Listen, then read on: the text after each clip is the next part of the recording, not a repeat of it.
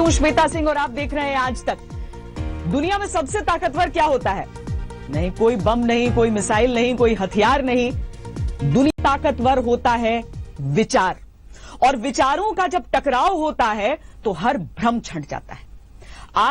आज तक पर हम ऐसे ही दो लोगों को एक मंच दे रहे हैं जिनके विचारों में टकराव से भी कोई नया विचार ही जन्म लेता है। हमारे साथ एक तरफ है जावेद अख्तर, दूसरी तरफ है तारिक फतेह। बहुत बहुत स्वागत है आप दोनों का। दरअसल बहुत सारे इल्जाम लगते हैं कि जो इस्लाम के असली जानकार हैं उन्हें मंच नहीं दिया जाता, लेकिन आज तक जब मंच देता है तो हम कोशिश ये करते हैं कि विचारों के उस टकराव का वो संघर्ष भी हमारे सामने आए, वो दोनों विचार हमारे सामने आए। उनमें से हम एक पर फैसला करने के लिए नहीं बैठे, उसके लिए आप सब दर्शक हमारे सामने हैं। क्योंकि सोशल मीडिया पर जब होता है तो अक्सर ये होता है कि एक पक्ष को कोई सुनता है, उसके साथ अलग एक बातचीत में जुड़ जाता है, दूसरे पक्ष को सुना ही नहीं जाता है। यहां पर अगर आमने सामने है, अगर एक ही सवाल दोनों के सामने आ रहा है तो किस तरीके से उसका सामना होगा? क्योंकि आप दोनों बहुत अच्छी तरीके से एक दूसरे को जानते रहे, आप दोनों ने एक दूसरे का सम्मान भी भरपूर किया, लेकिन जहां पर विचारधारा का टकराव हुआ वहां पर खुलकर एक दूसरे से टकराए भी। ऐसा क्या हुआ तारिक फतेह जी कि इतना सम्मान, लेकिन ऐसे मंचों पर आप दोनों टकरा गए? क्यों आ गई इतनी खटास? अच्छा, जावेद साहब को कुछ गलतफहमी ये है कि मैं शायद कोई अल्ट्रा राइट विंग, इन्होंने ये कहा कि मैं मुझसे वीएचपी की सी बू आती है। इनको शायद ये पता नहीं था कि वीएचपी वालों ने मेरी खूब ठुकाई लगाई थी अमृतसर में और चंडीगढ़ की यूनिवर्सिटी में भी। तो ऐसा नहीं है, मेरा जो ध्यान है, मैं तो यहाँ कनाडा में रहता हूँ, मुझे इतना हक नहीं है जितना इन्हें है बोलने का, कि जब तक हिंदुस्तान के मुसलमान ये नहीं तय करेंगे, ये एक्सेप्ट नहीं करेंगे कि ये जिनका नाम लेते हैं उन्होंने हिंदुस्तान पे बड़ी बर्बरियत की है। जब आप के शहरों के नाम उन लोगों पे हों जिन्होंने लूटा हिंदुस्तान को और जिनके नाम पे लाखों लोग मरे पिछले कोई 700-800 साल में, तो मैं ये नहीं कह रहा हूं कि ये जावेद साहब कहते हैं, मेरा ख्याल है कि ये आम तौर पे जो मुसलमानों की लीडरशिप है, मौलवियों की और तबलीगी जमात और जमात इस्लामी और पता नहीं कितने वावेले हैं बरेली के और देवबंदी के, और इतना कंफ्यूजन दुनिया इस्लाम में कहीं नहीं है जितना हिंदुस्तान में। सिर्फ एक चीज है, देखिए, तुर्की में हर मुसलमान अपने आप को तुर्क समझता, पहले वो अरबी नाम भी नहीं रखता। खुमैनी जो लफ्ज है वो अरबी से तो कोई ताल्लुक नहीं है। आपका सुहार्तो का इंडोनेशिया में कोई अरबी से ताल्लुक नहीं है। हिंदुस्तान एक वो जगह रह गई है जहां मुसलमान, जिसमें मेरे माँ बाप भी आते हैं, उनके खैर हम तो कोई 1850 में हिंदू हुए थे, मुसलमान हुए थे हिंदू धर्म से। हमारे यहाँ ये कोशिश के नाम होगा सिर्फ अरबी, हिंदुस्तानी नाम हमने नहीं रखना। ये 2-4 चीजें मैं कह रहा हूं जिससे मुझे ये लगता है कि बगैर इनके किए हुए हिंदुस्तान का मुसलमान हिंदुस्तानी सोच और इस धरती के साथ जुड़ नहीं पाता। वो धमकी देता रहता है कि 4 मीनार देखो, ये हमने दे दिया, वो हमने दे दिया। वो घुमंड नहीं गया आज तक। और मैंने जहां पैदा हुआ, जहां जिंदगी के पहले 30 साल काटे, मैंने उस उर्दू कल्चरल इंपीरियलिज्म को अपने सामने आंखों से देखा कि सिंधी जबान का कत्ल, बलोची का कत्ल, बंगला का कत्ल उसी जबान से हुआ जिस जबान से हिंदुस्तान में आज मुस्लिम जो लेफ्ट विंग के हैं वो भी एसोसिएट करते हैं। तरक्की पसंद मुसन्निफीन का, कम्युनिस्ट पार्टी का भी देख लीजिए तो सीपीआई में अधिकारी साहब ने बहुत सारे टॉपिक एक साथ कर दिए तो बड़ा मुश्किल हो जाएगा। अच्छा, नहीं, एक एक करके जी एक टॉपिक को लेके चलते हैं। और ये जो है आमतौर से शायद आज जो लोग ये देख रहे होंगे तो समझेंगे कि हाँ, तो पता नहीं इनमें क्या टकराव होने वाला है और क्या शोले उड़ेंगे। ऐसा हम कुछ नहीं करने वाले, हम आराम से बात करेंगे और रीजनेबल बात करेंगे। देखिए, सबसे पहले आपने कहा हिंदुस्तान के मुसलमानों को ऐसा सोचना चाहिए, तो इसमें आपने ये तय कर लिया कि हिंदुस्तान के जो मुसलमान हैं वो मोनोलिथ हैं, कि सब एक साथ ही सोच सकते हैं। अरे भाई, हर कम्युनिटी में तरह तरह के लोग होते हैं, वो हिंदू कम्युनिटी हो, क्रिश्चियन कम्युनिटी हो, पारसी हो, जू हो, इवन इजराइल में आप देखिए, जो छोटा सा मुल्क है, उसमें तरह तरह के ख्यालात के लोग हैं। बिल्कुल। तो उसी तरह से हिंदुस्तान तो बहुत बड़ा मुल्क है, 20 करोड़ आदमी, मतलब तकरीबन पूरा वेस्टर्न यूरोप समा जाए इतने तो मुसलमान हैं हिंदुस्तान में। तो इनके एक विचार तो नहीं, इनमें हर तरह के लोग। तो हिंदुस्तान के मुसलमानों को सोचना चाहिए ये स्टेटमेंट ठीक नहीं है, पहले एक बात। दूसरे कि एक मैं श्वेता आपको भी जरा एक बात कहूंगा, आपने शुरू में कहा इस्लाम को जानने वाले, मैं पहले आपको बता दूं, मैं इस्लाम को बिल्कुल नहीं जानता। मुझे बहुत मोटी मोटी बातें मालूम है इस्लाम के बारे में, और इतना काफी मालूम हो गया है कि मैं रिलीजन छोड़ दूं, इतना मालूम हो गया मुझे। मैं किसी रिलीजन पे बिलीव नहीं करता हूं। जिन लोग, मेरी इनकी दोस्ती कहां से शुरू हुई तारिक साहब से, मैंने इनकी किताब पढ़ी, chasing a mirage, the Jew is not my enemy. मैंने कहा ये तो कमाल के इंसान है, क्या उम्दा लिखते हैं। इनके मैंने वो आर्टिकल भी पढ़े, इनके स्टेटमेंट भी पढ़े जो इन्होंने फंडामेंटलिस्ट के खिलाफ, ISI के, तालिबान के, इनके खिलाफ। हम लोग तो इनके यहीं से एडमायर हुए, मोहब्बत की हमने बगैर मिले इनसे, और हम आपको क्यों एडमायर करते रहे, और आज हमें आपसे क्यों शिकायत है। देखिए, सेकुलर होने का मतलब यह है कि हम कम्युनलिज्म को बर्दाश्त न करें, हम रिएक्शनरी फोर्सेस को बर्दाश्त न करें। आज भी हम इनके खिलाफ है। मेरा पार्लियामेंट में जो आखिरी स्पीच थी, सुन लीजिए मैंने इन लोगों के बारे में क्या कहा। लेकिन सुनिए कि आप सिर्फ एक तरफ के फंडामेंटलिस्ट देखिए। आपने अभी मैं इसको एक्सप्लेन कर दूं ना कि क्यों मैं देखिए जावेद साहब, अर्ज ये है कि मैं, अगर आज दुनिया के ये जो मुसलमान हैं, कोई 2 बिलियन हैं, जितने भी हैं, इनमें 10% अगर फंडामेंटलिस्ट हो गए तो ह्यूमन सिविलाइजेशन खत्म हो जाएगी। क्योंकि आप तो सच बोल रहे हैं। ना मेरी बात सुने सर, प्लीज मेरी बात तो सुन लेना सर। देखिए, मैं एग्जांपल दे रहा हूं आपको। अगर तामिल इलाम सेपरेटिस्ट या खलिस्तानी ये रेडिकल हो जाते हैं तो एक बस छोटे से हिस्से में अफरा तफरी मचेगी। ये जो आपकी हमारी एंसेस्ट्रल कम्युनिटी है, इसके अंदर आप ये देखिए कि जितने पढ़े लिखे होते जा रहे हैं लोग, उतने ही रेडिकल होते जा रहे हैं। मेरे सामने आज तक कोई अनपढ़ मुसलमान रेडिकल दिखा ही नहीं मुझे, ना हिंदुस्तान में, ना पाकिस्तान में, अफगानिस्तान। मैंने आज तक, तभी तो हमारे यहाँ गांव में आज तक अभी कोशिश कर रहे हैं, लेकिन गांव में कम्युनलिज्म नहीं है। ये तो शहर का मामला, अनपढ़ हिंदू भी कम्युनल नहीं होते। देखिए, मेरी सुन ले, 1-2 मिनट दे दे मुझे भी। इल्जाम आप ये था कि मैं VHP की तरफ से बोल रहा हूं। मुझे एतराज ये है कि हिंदुस्तान, मेरे पिछले 20, 25, 30 साल के अंदर जो मैंने सोचा, 1965 की जंग के बाद हिंदुस्तान की एक तारीख है जो दुनिया में यूनिक है, और मुझे हिंदुस्तान का हिंदू राष्ट्र बनना में कोई प्रॉब्लम नहीं है। जब मुसलमान इंग्लैंड में, अमेरिका में ओथ ले रहे हैं रानी के ऊपर, ये जितने भी इसे पे गए हुए हैं मुसलमान रेडिकल, तबलीगी जमात वाले या मुस्लिम ब्रदरहुड या जमात इस्लामी, ये सब यहां आके रानी पे कहते हैं कि भाई साहब, हम, रानी अंग्रेज होगी, हम उसके नौकर हैं, ये सब लेते हैं। तो इंग्लैंड में ये है, फ्रांस में है, हर जगह आप जिस मुल्क में हैं उसकी कदर, उसकी हिस्ट्री को आपको ऑनर करना चाहिए।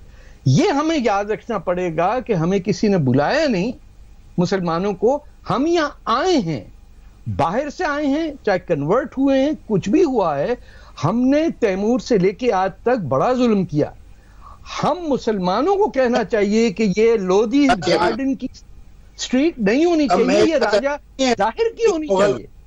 पर मैं एक बात आपसे पूछूं, आपका हिंदुस्तान की हिस्ट्री और पर्टिकुलरली जो मुस्लिम एरा है, उसका सोर्स ऑफ इंफॉर्मेशन क्या है? जाहिर है कि अकबर के वक्त ना आप थे ना मैं था, तो हमने पढ़ा ही है ना, तो दोनों साइड का पढ़ा है। हाँ, यू नेम तैमूर का तो मुझे पता। देखिए, तैमूर का, बाबर का, औरंगजेब का हमें सब पता है। मैं तैमूर का नाम लिया ना मैंने बाबर का नाम लिया, मैं ले रहा हूं ना, मैं ले रहा हूं का शाहजहां। आपने इनके बारे में अपने बच्चों का नाम तैमूर रखा है। नहीं, मैं कह रहा हूं कि आज भी जावेद साहब, आज भी अपने बच्चों का नाम तैमूर रख रहे हैं ना लोग। औरंगजेब औरंगाबाद है ना, नहीं करता, और तैमूर ने कभी दिल्ली में बैठ के हुकूमत भी नहीं की है। सवाल ये पहाड़ लगा दिए, दिल्ली से क्या फर्क पड़ता है? तक्षशिला को क्या हुआ? ये बात फेयर नहीं। मैं आपसे पूछ रहा हूं कि अकबर, जहांगीर, शाहजहां के बारे में आपने किस हिस्टोरियन में पढ़ा? कौन है वो हिस्टोरियन जिसने आपको नॉलेज दी? अकबर या शाहजहां जो हैं, उनके ऊपर तो कोई ऐसा एंटी इंडियन वो इल्जाम भी नहीं लगता है। ये तो हिंदू माओं के बेटे थे। मैं जब तो कहा जाता है कि मुगलों ने प्लंडर किया, और इससे ज्यादा गलत बात नहीं है कि अकबर से लेकर शाहजहां तक कोई प्लंडर किया गया। मैं बाबर की बात कर रहा हूँ सर, मैं बाबर की बात कर रहा हूँ और औरंगजेब की। ये दोनों लानत बाबर की बात करते हैं, हम बाबर के फैन नहीं है। मेरी भी सुन लीजिए सर, ये आप हिस्ट्री जो है, हिस्ट्री के सेंस में देखिए। जब आप अलेक्जेंडर द ग्रेट कहते हैं तो क्यों कहते हैं कि अलेक्जेंडर वहां से हिंदुस्तान तक आ गया? अरे भाई, हमारे तो पंजाब पे हमला किया, हम तो नहीं कहते, हमने तो भगा दिया उसे। अच्छा, उस वक्त ने मार के भगाया, पंजाबी था, हमने मार के भगाया बहुत लोगों को। हमारे राजा रंजीत सिंह, महाराजा रंजीत सिंह ने भी मारा। मुझे भी तो बोल लेने दीजिए तारिक साहब। हकीकत ये है कि प्लीज लेट मी से समथिंग। हकीकत ये है कि हम हिस्ट्री के अलग फॉर्म, एक था अश्वमेध यज्ञ हमारे मुल्क में होता था। वो क्या होता था कि एक यज्ञ किया जाता था और घोड़ा एक छोड़ते थे। अब यह घोड़ा जहां जहां जाएगा वो राजा की जमीन है, और अगर कोई नजिश करेगा तो जंग हो जाएगी। अब आज हम ऐसा करेंगे, घोड़ा छोड़ दें कहीं नेपाल की तरफ, भूटान की तरफ, पाकिस्तान की तरफ, बांग्लादेश की तरफ, तो लोग कहेंगे भाई क्या कर रहे हैं। लेकिन वो एक वक्त पाकिस्तान की तरफ उस जमाने में एक्सपेंशनिज्म पूरी दुनिया में इसी तरह होता था। तो अब आप उसे 20th सेंचुरी 21st सेंचुरी की सेंसिबिलिटी से देखेंगे तो जाहिर है गलत लगेगा। मेरी सरार सुन, हिंदुस्तान ने कभी घोड़ा नहीं भेजा कहीं भी। हिंदुस्तान ने घोड़ा ईरान में भेजा, कभी नहीं हमला किया। नहीं, ये हम आपस में ही लड़ते थे। हमारा प्रॉब्लम ये है कि हम आपस में लड़ते रहते हैं, और ये अश्वमेध तो चलता रहता है सर। अरे मेरे भाई, ये वैशाली और मगध की जो थी वो दुश्मनी थी। तो ये उस जमाने में यही सब होता। उसे आज आप कंटेम्पररी सेंसिबिलिटी पे तोड़ेंगे तो अजीब होगा। मैंने तो आज तक आपसे बाबर की तारीफ में कुछ नहीं सुना है, जहांगीर की तारीफ। आपको में वो कौन सा जमाना था? आपने हिस्ट्री नहीं पढ़ी है तारिक फतेह साहब। अरे सर, ये पता जमाना उस वक्त का था जब नाम लीजिए नालंदा। सर नालंदा नालंदा जो है अकबर ने, जहांगीर ने, मैं सिर्फ अकबर और शाहजहां और जहांगीर की बात कर रहा हूं। उससे पहले खिलजी ने जला दी, और मुसलमानों ने क्या किया? खिलजी पे नाम पे रेलवे स्टेशन का नाम रख दिया। किसने कहा था इलाहाबाद नाम रखे? एक अल्लाहाबाद कैसे पड़ गया नाम इलाहाबाद? देखिए, वन वे बात नहीं होगी। अब मैं आपको खिलजी के बारे में बताऊं। अगर हिस्ट्री संजीदगी से आप पढ़ते, ये इस तरह से आपको नहीं सुनाया नहीं होता, तो आपको मालूम होता कि ये जो अलाउद्दीन खिलजी है, जिस वक्त ये था, उस वक्त सबसे बड़ा खतरा हिंदुस्तान को था मंगोल से। बिल्कुल। और ये एक बिल्कुल बैंकरप्ट हालत में इसने अपने चचा से छीनी थी सरकार। बिल्कुल ऑलरेडी है। तो इसने ये पूछा कि करे क्या? Alauddin Khilji is the first man in the world जिसने कंट्रोल किया प्राइसेस को, कि उसने ऑर्डर दिया कि सारा अनाज सरकार को बेचा जाएगा, और फिर सरकार डीलर्स को देगी प्राइस पे, और सिर्फ इतने परसेंटेज प्रॉफिट पे बेच सकते हो। फिर उसने सब्जी तरकारी के साथ ये किया, फिर उसने कपड़े के साथ ये किया। उसने कंधार में, जो हमारी सरहद थी वो यहाँ नहीं थी, हमारी सरहद, हिंदुस्तान की सरहद कंधार पे थी, अफगानिस्तान हमारा हिस्सा था, वहां पर किले बनवा के 4 मरतबा मंगोल इन्वेजन को रोका है। तो मंगोल आगे होते बताइए ना, हिंदुस्तान की तारीख मिटा दी।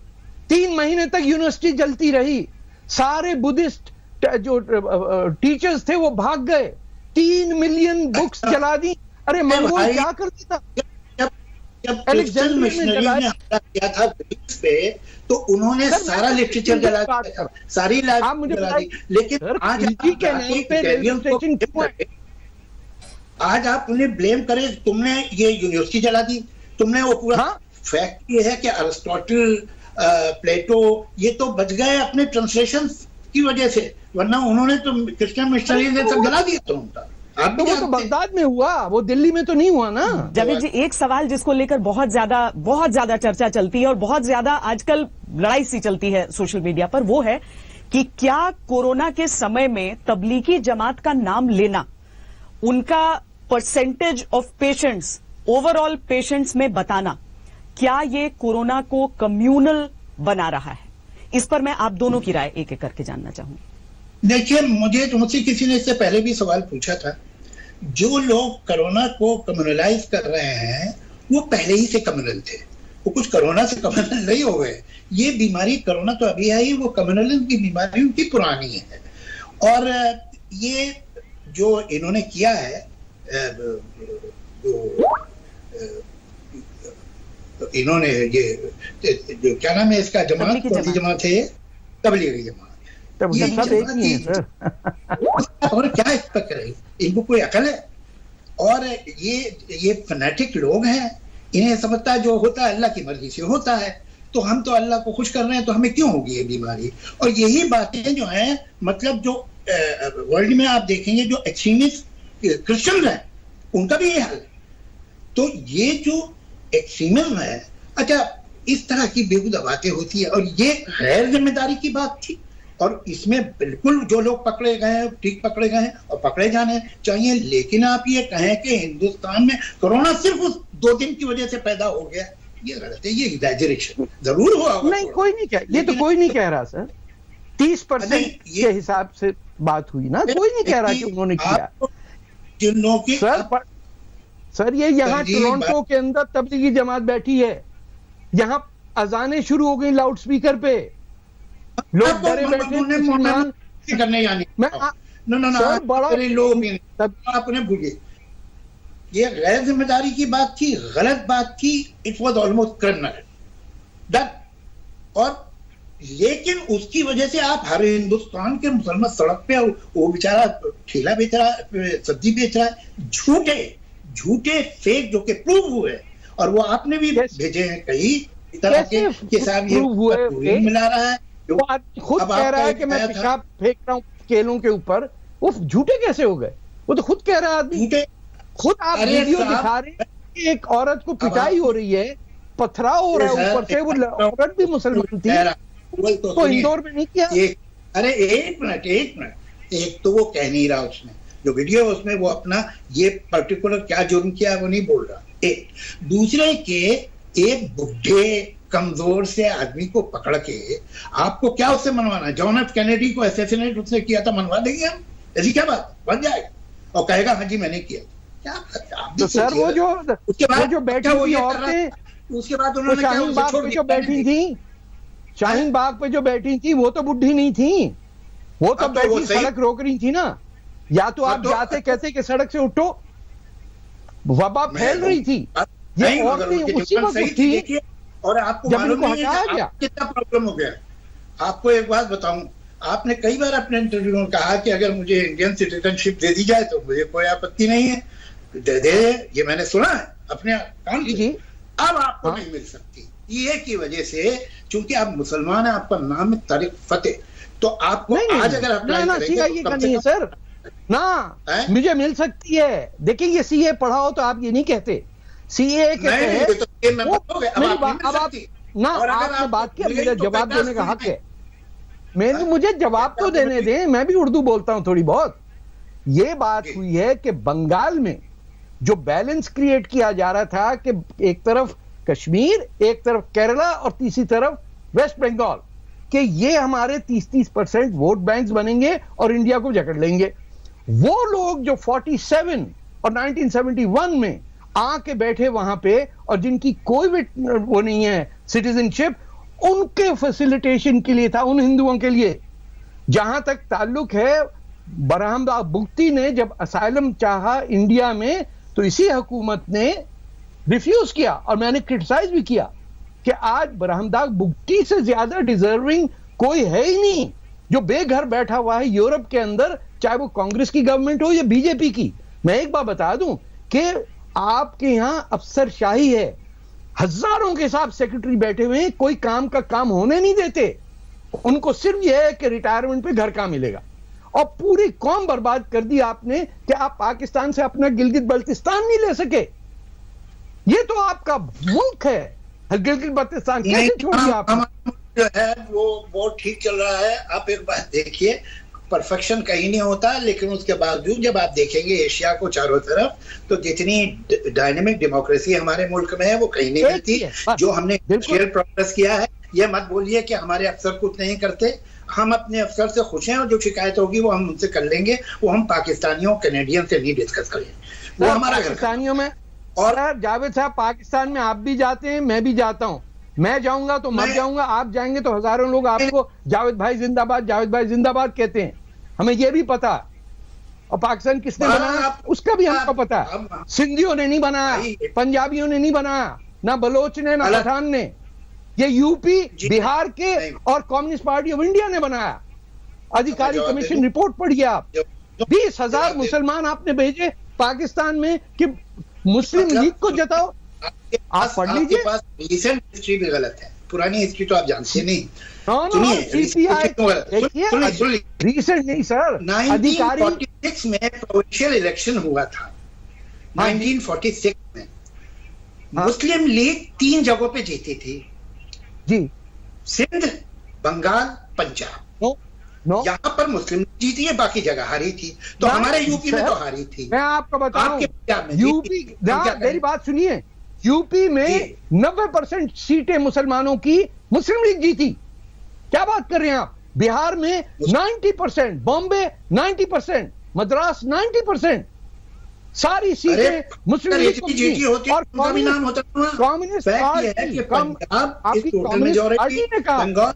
मेजोरिटी सिंध, मैंने कहा बंगाल तो चला गया ना। एक और बंगाल ने, मेरी बात सुनिए, क्या किया यूपी वालों ने? आप ये बंगाल का जो महाजिर यहाँ गए थे, अच्छा महाजिर कौन रहा? आप खुद महाजिर हैं, आप गए थे, आपके पेरेंट्स जो है बंबई में रहते थे ना। महाजिर, हाँ ना, पंजाबी लोग हैं सर। हमारा पंजाब बांटा आपने, आपने यूपी नहीं बांटा, आपने बिहार नहीं बांटा, आपने पंजाब के 2 टुकड़े किए। इतना पंजाब का दर्द है, सारी जिंदगी कराची में रहा। और कौन बैठा हुआ पाकिस्तान में? उर्दू कैसे आ गई? पाकिस्तान की जबान उर्दू कैसे हो गई? उर्दू कैसे है पाकिस्तान की जबान? हमारी मेजॉरिटी जबान बंगला थी। बंबई से गए। अच्छा, उसके बाद सुनिए, आपने पाबंदी लगाई कि अभी देखिए हम दोनों एक दूसरे के साथ बोल रहे हैं। चलिए आप बोलिए, फिर मैं हम दोनों को नहीं, मैं आपसे ये कह रहा हूं, मुझे मौका दीजिए। ओके, बोल लीजिए। अच्छा, मुझे बिस्मिल्लाह करें, बिस्मिल्लाह करें। एक मौका तो देंगे, वरना आप ही बोलते नहीं, ऐसा ना कीजिएगा। आप बोलिए पहले। ना, आप बोलिए, यू आर वेलकम। अच्छा, मैं बोलूं? जी जी जी जी। देखिए, मैं ये जानना चाहता हूं कि ये किस्सा क्या है। ये आप महाजिरों को इल्जाम देते रहते हो, महाजिर तो आप खुद हैं। आप बंबई से कराची आके, मैं तो कराची में पैदा हुआ, पंजाबी, मैं कहां से महाजिर हो गया? मैं नहीं महाजिर हुआ। आप, मेरी फैमिली लाहौर की है, मैं कहां से महाजिर हो गया साहब? ऐसे तो कलकत्ता में चिन्होटी तो कराची क्यों, लाहौर चले जाते? आप कराची में सारी जिंदगी, मैं रहा हूं लाहौर, आपने जीने दिया। आपने पंजाब में उर्दू को साहब याद रखिए, आपने पंजाब में पंजाबी जबान पे पाबंदी लगाई, यूपी से आके। हमने नहीं लगाई, नहीं भूलेंगे, हमने नहीं भूलेंगे। आपने बंगाल में बंगला पे पाबंदी लगाई। बांग्ला में पहले तो आपकी तरफ आप मत इस्तेमाल कीजिए, ये गलत, अनफेयर बात।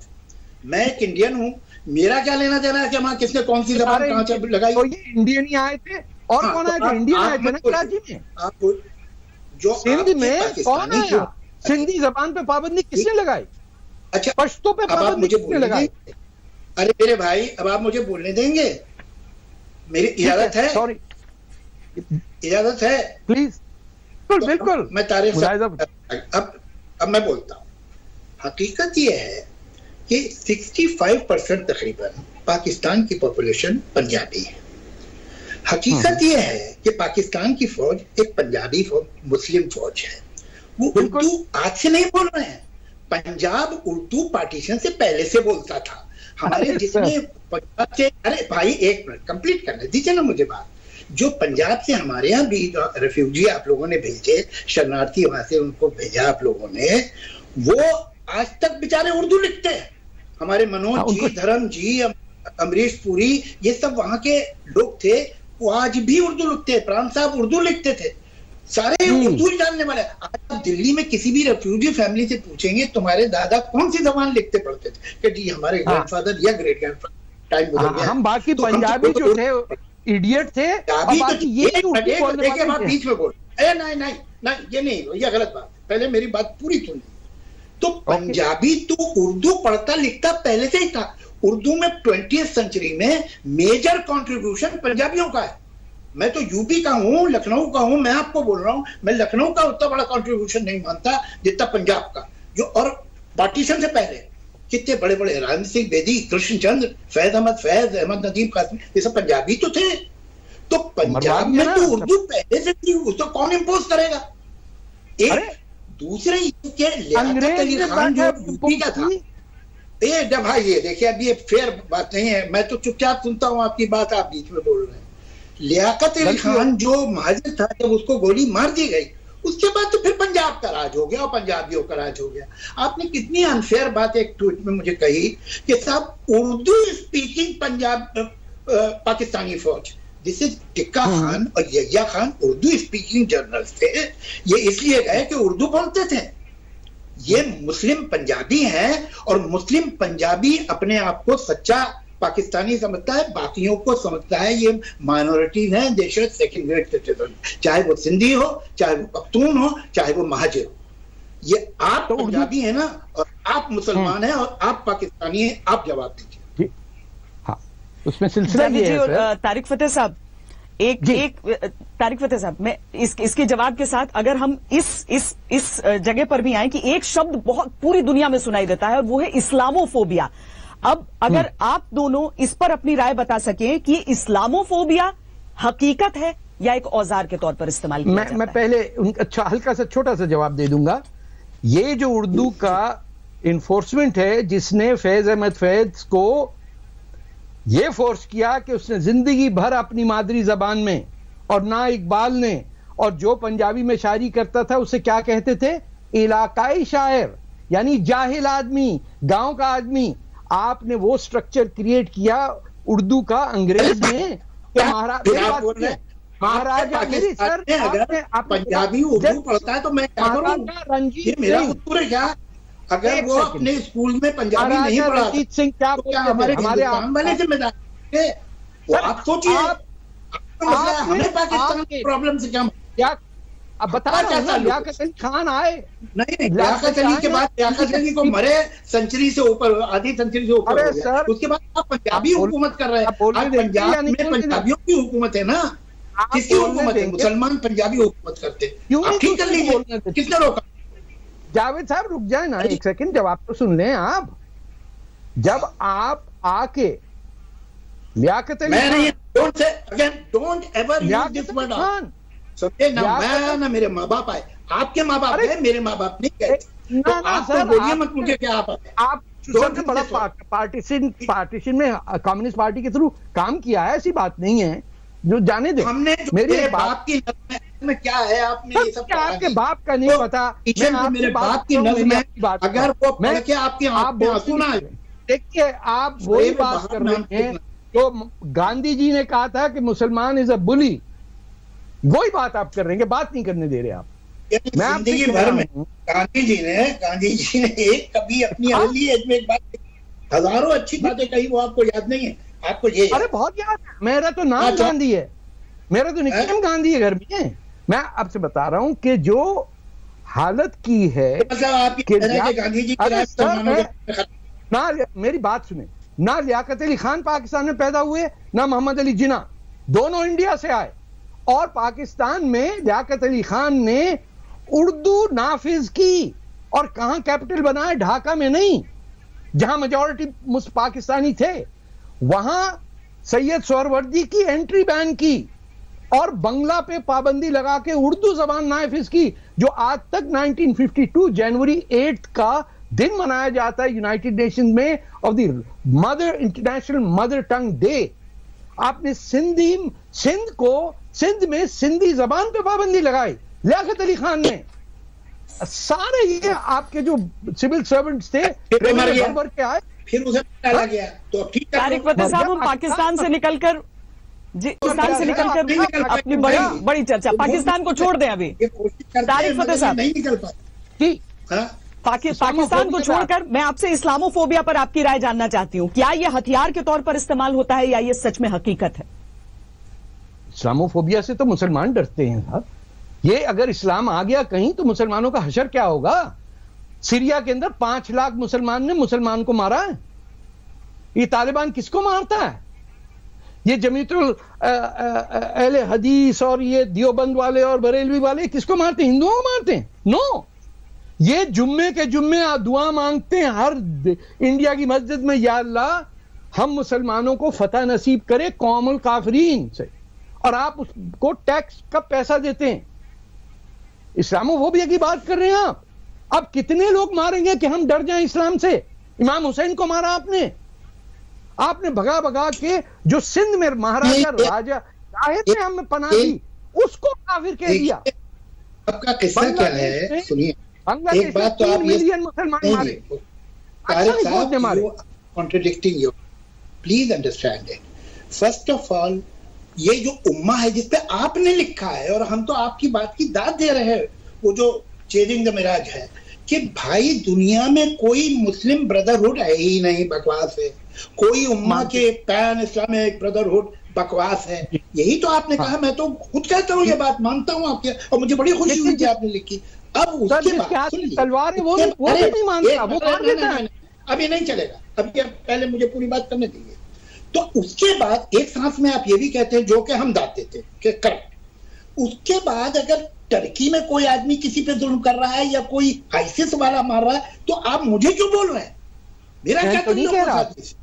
आपने बोला ना कि ये लोग एक नहीं है, और मैं कभी एक नहीं, लेकिन आप कभी मैंने इल्जाम नहीं लगाया सर। मैं तो आपकी बड़ी इज्जत करता हूँ क्योंकि आपकी बात ना सर, मैंने तो आपके कुछ भी नहीं बोला। आपने कहा मैं वीएचपी का आदमी हूँ, जिन्होंने मेरी ठुकाई की वो आप। मैं कहा, मैं फिर कहूंगा, मैं समझ रहा हूँ सर, मुझे तो होटल में बंद करके मारा। देखिए, अब आप एक ट्वीट करते हैं, समझे मुझे, देवास में ऐसा करें, देवास में एक मुसलमान आदमी जिसने दीपक नाम के एक हिंदू लड़के को कुल्हाड़ी मार दी, ये आपने ट्वीट किया। देवास में ऐसा हुआ, आपने किया था ना ट्वीट? मुझे मुझे इराक के बारे में जिसको लिंच कर दिया गया था, मोहम्मद अफजल के बारे में जिसे जिंदा जला दिया गया था, तबरेज अंसारी के बारे में जिसे 4 घंटे पेड़ से बांध के मारा गया था और उसके बाद 2 घंटे बाद पुलिस स्टेशन ले गए, 2 घंटे तक जख्मी हो पुलिस स्टेशन में पड़ा रहा, उसके बाद हॉस्पिटल में उसे ले गए, अगले दिन वो मर गया और पोस्टमार्टम रिपोर्ट ये है कि वो हार्ट अटैक से मरा। आपने कोई ट्वीट किया? कहीं कुछ होता है तो मैंने किया हो या नहीं मुझे एकदम याद नहीं है। मैं एक बात बता दूं सर, मैं आपके इस शहर जितना मैं बताऊं, ये जो मुझे जो इतराज है ये डबल स्टैंडर्ड। आपको क्या डर लगता है? अगर एक आदमी सड़क पे लिंच हुआ है और उसका वीडियो ले रहा, बुढ़ा आदमी बेचारा, कौन सा, मुझे भेज दीजिए, मैं कर दूंगा। आप ऑनेस्टली आपको डर क्यों लगता है? क्या वजह क्या है? अरे नहीं डर लगता सर, मुझे तो किसी से डर लगता नहीं, ऊपर वाले से नहीं लगता डर, मैं किससे डरूंगा? तो फिर आप मैं तो ये चला गया, लोगों ने कहा उधर जो जाएगा वो मर जाएगा। ऊपर वाले से डर नहीं लगता तो मतलब कम से कम ऊपर वाले को मानते हैं आप? मैं तो नहीं पता नहीं होगा या नहीं होगा, मुझे कोई पता नहीं, एविडेंस तो नहीं आया कि घोड़ा आसमान में उड़ता है या नहीं उड़ता। भाई लोग कहते हैं, माँ बाप कहते हैं, मैं क्या करूं? लोग कहते हैं घोड़ा आसमान में उड़ के जा, सड़क पे मारा गया, वो वीडियो है उसका, आपने कुछ कहा? आप भेज दे, मैं ट्वीट कर दूंगा सर, मैं प्लीज नहीं, मैं कर दूंगा। मैं एक बात मुझे कर दे, मैंने आपसे कहा तो कि अगर मुझसे नहीं हुआ, मैं अगर डिफेंड करूं कल को इनको, इनमें से किसी मुस्लिम फंडामेंटलिस्ट को, तो गलत है ना, बिल्कुल नाजायज बात है। कोई ऐसा मेजर वाक़ा नहीं जिसमें मैं फौरन ट्वीट करके उसे मैं बताऊं क्यों मेरा इतराज क्या है। मैं देखता हूं कहीं भी, अरे यार 2 आदमियों में झगड़ा हो गया, उसका क्या है, इत्तेफाक से एक हिंदू था एक मुसलमान था, चलो भाई, अब उसको आप ट्वीट कर रहे हैं कनाडा में बैठ, क्यों क्या एजेंडा, क्यों कर रहे हैं? एजेंडा ये है कि लोगों को पता चले कि हम में घुमंड कितना है। जब ओवैसी साहब कहते हैं कि हमारे पास कागज नहीं है, हमें 15 मिनट दे दो, तो मैं एक्सपोज करूंगा। और मैं उस आदमी के खिलाफ नहीं हूं। अगर आप उन लोगों के खिलाफ मेरी स्पीच सुनिए पार्लियामेंट में, 1 मिनट आप उनको मेरे साथ मत जोड़िए। आप मुझे ये बताइए कि अगर एक मजलूम आदमी सड़क पे मरा है, अगर वो हिंदू है हम उसके खिलाफ, अगर एक मुसलमान है तो भी हम खिलाफ है, मगर आप मुसलमान के नाम पे ये तरह नहीं बोलते। एक बात बता दीजिए पुराना। मैं इसका जवाब दे सकता हूं, जवाब तो देने की मौका देंगे ना आप। जब दिल्ली के बीच में जामिया मिल्ली इस्लामी और उस पर अल्लाह अकबर का साइन हो और वहां से शुरू हो सेक्युलरिज्म की लड़ाई, तो झूठ बोला जा रहा है। मैं इतना जानता हूं। बिल्कुल, मैं हालत मानता नहीं, लेकिन अब मैं दिल्ली के अंदर अगर आप ये वीडियो देखें कि एक लाइब्रेरी में घुस के अलीगढ़ मुस्लिम यूनिवर्सिटी में मोहम्मद अली जिन्ना की तस्वीर है, आप मेरे साथ चलिए, निकालते हैं। उसी सिलसिले में एक लाइब्रेरी में पुलिस वाले घुस के, ये वीडियो है, घुस के बच्चों को डंडों से मार रहे हैं, इस पे आपको तकलीफ नहीं हुई? अरे जब बना ही लिया तबलीगी, वहां दिल्ली के अंदर जामिया मिल्ली इस्लामी यानी इस्लामी कुव्वत का मरकज, आपने जामिया मिल्ली हिंदी नहीं कहा, ये उसका है और 50% मुसलमान पड़ेगा। आपका ये कहना है कि हिंदुस्तान में किसी कोई मुस्लिम इंस्टीट्यूशन नहीं होना चाहिए, ये आपकी राय? ना हिंदू होना चाहिए, ना हिंदू यूनिवर्सिटी होनी चाहिए, ना इस्लामिक होनी चाहिए। मैंने तो आपको कोई हिंदू इंस्टीट्यूशन के खिलाफ आपका कोई ट्वीट देखा नहीं। मैंने हिंदू यूनिवर्सिटी में जाके कहा कि ये क्या बात है, Hindu university, how can a university भी हिंदू? धर्म होता है इंसान का, यह यूनिवर्सिटियों ने वो कर लिया। मैं आपको एक बात बताऊं, आपने एक ट्वीट किया है कि ईरानी डॉक्टर ने कहा है, आपका ट्वीट है कि एक ईरानी डॉक्टर ने कहा है कि ऊंट का यूरिन जो है वो बहुत अच्छा है कोरोना के लिए। आपने ट्वीट किया है। और हिंदुस्तान में हिंदू महासभा जो है गौ मूत्र की पार्टी करती है 200 आदमी की, उस पर मैंने उस पर भी किया, मैंने किया सर, मैंने नहीं, ऐसी बात मत करें। अगर भी ट्वीट कीजिए मुझे मालूम हो जाएगा आपने। मैंने तो आपके सारे ट्वीट देखे पैसे दे। अरे नहीं नजर आता ना आपको ये, इसमें मैंने ट्वीट किया है। जावेद जी, चूंकि चर्चा यूनिवर्सिटीज के नाम तक पहुंच गई है, तो इसीलिए मैं एक और सवाल जो कि आज की तारीख में बहुत रेलेवेंट हो जाता है, वो ये कि एक फल वाला जो हिंदू फल वाला कहता है खुद को, दूसरा मुस्लिम होटल, लोग दो फाड़ हैं कि या तो मुस्लिम होटल भी मत कहो या हिंदू फल वाला भी नहीं। क्या इस हिंदू मुस्लिम की लड़ाई में उन गरीब फल वालों को भी और होटल वालों को भी, जो छोटे ढाबे चला रहे हैं, उनको खींचा जा रहा है, या फिर वाकई पक्षपात हो रहा है? नहीं, देखिए एक बात बताऊं, इतना बड़ा मुल्क है, तरह तरह के हादसे वाकई होते हैं, हम ये समझे कभी कुछ नहीं होगा, ऐसा पॉसिबली हम 130 करोड़ लोग हैं, कहीं ना कहीं गड़बड़े होंगी। लेकिन दुख ये होता है कि जब हम देखते हैं कि रूलिंग पार्टी के MLA, minister of state, MP इस तरह के स्टेटमेंट देते हैं कि इनको अपने मोहल्ले में मत घुसने दो, इनकी दुकान से खरीदो मत। आपके यहाँ देख लीजिए, वो सब यूट्यूब पे मौजूद है, आप देख सकते, तब तकलीफ होती है। आम आदमी कभी गलती बातें करते हैं, हर तरह के लोग हैं भाई, कर देते हैं, लेकिन ये जिम्मेदार लोग ऐसी बात कर रहे हैं और सरकार उन पे एक्शन ना ले तो फिर तकलीफ होती है हमें। यू आर राइट देयर, ये बिल्कुल सही बात कही आपने कि किसी इलेक्टेड मेंबर को, किसी इलेक्टेड मेंबर को ऐसी क्या बात है? नहीं सॉरी, एक बार ऐसा भी ट्वीट कर दिए, देखते क्या होता है। मैं करता हूं सर, आप सब्जेक्टिव अंदाज से देख रहे हैं, मैंने तो दुआएं लगाई है ये रामूतरा वाला जो एमपी था कि बैठे कर रहे हैं। अरे मैं तो देखिए, जो सऊदियों के अगेंस्ट, देखिए जो सऊदी के अगेंस्ट और पाकिस्तान के अगेंस्ट खड़ा होकर पूछा था, मैंने पूछा आप 10 साल रहे कैसे वहां? हाँ रहा, तो ऐसी तैसी करके आया, ऐसी तैसी करके आया, पूछिए किसी से, जान बचा के निकला हूं मैं डरता नहीं हूं किसी से। मैं बता दूं आपको, ना ही मेरी जबान में वो है कि मैं एक ही बात दो तरीका से कहूं। मैं वो उर्दू की चाल नहीं जानता जिसमें एक ही बात दो माने रखती हो। नो, मैं पंजाबी हूं, मेरी एक ही बात होती है। मैं कहता हूं मेरा महाराजा रंजीत सिंह लाहौर में कब वापस आएगा? मैं उस दिन का इंतजार कर रहा हूँ। मैं तड़प रहा हूँ आपकी बात सुन के। और राजा दाहिर क्यों नहीं आएगा? सिंध के अंदर राजा दाहिर क्यों हटाया गया मुसलमानों ने? कौन मुसलमान है जो कह रहा है कि बिन कासिम हमारा दोस्त है? आपके टीवी पे मौलवियों ने कहा कि मोहम्मद बिन कासिम हमारा दोस्त है। मोहम्मद कासिम वैसे भी पाकिस्तान में आया था, यहाँ तो आया भी नहीं, समझे? सिंध के बगैर हिंद नहीं है, वो पाकिस्तान में सिंध के बगैर हिंद मुकम्मल नहीं है। आपके यूपी में सिंध हट सकता है, मेरे हिंदुस्तान में सिंध बिल्कुल हिस्सा है हिंदुस्तान इंडिया का। एक तो इसे मेरा हिंदुस्तान मत बोलिए। अरे सर, आप यूपी में बैठे, हिंदुस्तान से क्या ताल्लुक हो गया उसका? आप सिंध को कह रहे हैं कि वो हिंदुस्तान का हिस्सा। कल को मैं कहता हूँ मैं जर्मन हूँ, जर्मन थोड़ी हो जाएगा। आपने पाकिस्तान, और उसके बाद आप गफ्फार खान को भेज दिया। नहीं, ये तो सर बादशाह खान को बर्बाद किया। आप क्या बात कर रहे हैं? बादशाह खान को छोड़ के आए हैं आप लाहौर छोड़ के आए हैं, आप कसूर छोड़ के आए हैं, आप तक्षशिला छोड़ के आए हैं। आपने बर्बाद कर दिया हिंदुस्तान को, और आप कह रहे हैं कि कुछ नहीं किया हमने।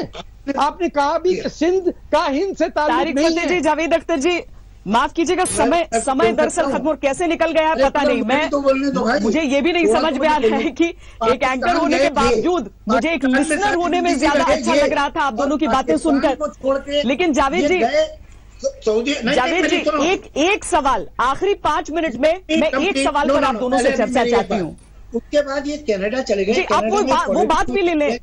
2 बार बेचारे इलेक्शन हार गए। अब जब वहां पॉलिटिकल पार्टी में इनका ताला लग गया तो अब इन्हें देश हिंदुस्तान की याद आ गई, मोहब्बत हो गई। आप अगर इतने हिंदुस्तान के इतने बड़े चाहने वाले हैं तो जैसे ही पाकिस्तान छोड़ा था इंडिया आ जाते भैया, हम आपको दिवा देते। तो आप देते वीजा, आज तक बरामदा मुफ्ती को नहीं दिया आपने।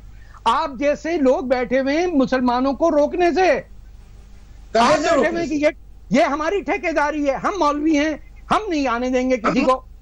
हम उर्दू बोलते हैं, अब हम उर्दू बोलते हैं, खत्म हो गया बात। आपने तो तमिलनाडु के प्रेसिडेंट किया, आप गए कभी? आप क्या सिर्फ उर्दू से, आप उर्दू और सिर्फ उर्दू के ताल्लुक है आपका। इस्लाम, उर्दू, पाकिस्तान, क्या जबान है? आप उर्दू के बारे में कुछ नहीं जानते, सच। अरे है क्या उर्दू? झूठ की जबान है। दुनिया में जलेबियां बनाएंगे, आप झूठ बोल language, only language in the world. अरे जिसकी तुर्की फौजी से शुरू हुई है। तुर्की फौजी जो जमीन में दिल्ली में क्या करते थे यहाँ की औरतों के साथ, उनकी जबान है। वरना ये खड़ी बोली थी, भोजपुरी थी। आपने उसको छोड़ के उसमें वो अल्फाबेट डाला जो आपको लैंग्वेज और डायलेक्ट में क्या फर्क है? आपने अपनाया, सच बात। आपने यही आपने स्क्रिप्ट उठाया तुर्कियों का। नहीं होती मेरे भाई, पंजाबी पंजाबी आपने अपना देवनागरी में लिखी जाती। अब देखिए, अब चलो आप बोलते रहिए, चलिए बोलिए। जावेद जी, मैं एक सवाल आखिर में पूछना चाह रही हूं, वो ये कि अगर समूचे विश्व को देखें, पूरी दुनिया को देखें और मुसलमानों के लिए सबसे अच्छे मुल्क को देखें, तो वो कौन सा मुल्क होगा आप दोनों के हिसाब से? मुसलमान, मैं हिंदुस्तानी मुसलमान बात की है। मैं जो मुसलमान जो है वो तुर्की में रहता है या उज्बेकिस्तान में रहता है, मैं उसके प्रॉब्लम क्या समझूं, क्या जानूं? मेरे उससे क्या ताल्लुक है भाई? मैं सारे मुसलमानों को राय देने लगूं? मेरी यहाँ की तो सुनते नहीं है मुसलमान। आप मुझे क्या दुनिया को राय दे दो। अच्छा, और आपके जो तारिक फरीद साहब है वो कितने फेयर और कितने ऑनेस्ट आदमी के मुझे मौलवी कर। अदालत सोचिए, is he a fair person? You are no one to judge. You are no one to judge. You judge? No. Day in and day out you are judging. Why should I judge you? Why should I judge you? I know you are committed to Urdu language, nothing else. सिर्फ ये कोई film नहीं है जिसके dialogue लिख रहे हैं आप दूसरों को बदनाम कर रहे हैं, झूठा इल्जाम लगा रहे हैं आप। लेकिन क्योंकि उर्दू में है, जवाब दे दीजिए कि आपने, अरे बताइए, जलेबियां बनाए आप, छोड़े ना साहब, छोड़िए, कब से लगे हुए हैं, पार्टीशन करा दिया, बांग्लादेश बंपा दिया, क्या कुछ नहीं हुआ। हिंदुस्तानी कैरेक्टर है। मैं ना हिंदू कम्युनलिस्ट से डरता हूँ ना मुसलमान कम्युनलिस्ट से डरता हूँ। आप ये सब खुशनुदी कीजिए, पता नहीं मुझे आपको क्या फायदे की उम्मीद है वो मैं नहीं जानता। अरे आप पाकिस्तान जाके तो देखिए, सर पे उठा के घूमेंगे लोग। आप इतने बड़े मुसलमान हैं, ये पाकिस्तान क्या, मैं अमेरिका जाता हूँ, मैं जाता हूँ, मैं जिस मुल्क में भी ये कैसी बात है? जिस मुल्क में भी जाता हूँ वहाँ लोग सर उठा के काट दो। और हिंदुस्तान में भी पाकिस्तान सर का उठाते हैं। एजेंट कौन हुआ फिर? मैं जो जाऊं अरे तो भाई, मारा जाऊं, मतलब आप मैं जाएं पॉपुलर और मैं हूँ, उठाया जाए। तो ये आप आप नहीं है, न्यूज़ मैं में क्या जा करूं? रहे हैं। अरे तो भाई, हैं, मैं आपके लोग बैठे हुए पाकिस्तानी, वहाँ। मैं फिर कौन दुनिया बैठी में है आपके जहां पास? हिंदी लोग जानते हैं, हिंदी फिल्म हिंदी देखते नहीं हैं, जानते, वहां पाकिस्तान में मुझे हिंदी लोग कोई नहीं सर जानता ना। पाकिस्तान में कोई हिंदी नहीं बोलता ना, पढ़ सकता आपने जो हिंदी में लिखा है। पाकिस्तान में जानते हैं आपको as the front line troop of Urdu, क्योंकि आपने सिंधियों से उनकी जबान ली, बंगालियों से ली, बलोचों से ली, पश्तूनों से ली। ये कब से हो रहा है? ये मैंने कितने वर्षों से कर रहा हूँ। आप इंस्टीट्यूशन है सर, आप इंस्टीट्यूशन है। 1946 से चल रहा है। पंजाबी में एक जलूस बताइए पाकिस्तान के अगेंस्ट, पंजाबी आर्मी, एक जलूस बताइए जो आप दिल्ली में किसी और को इल्जाम उन पाकिस्तान महाजरों को जो कि आप ही हैं देना दीजिए, मुझे क्या लेना देना। लेकिन अरे हकीकत भाई, ये है कि जिस फौज ने हमला किया था बांग्लादेश पे और रेप्स किए थे, वो पंजाबी मुस्लिम फौज थी। अब वो उर्दू बोलती है मतलब करने के लिए, तो मैं क्या करूं?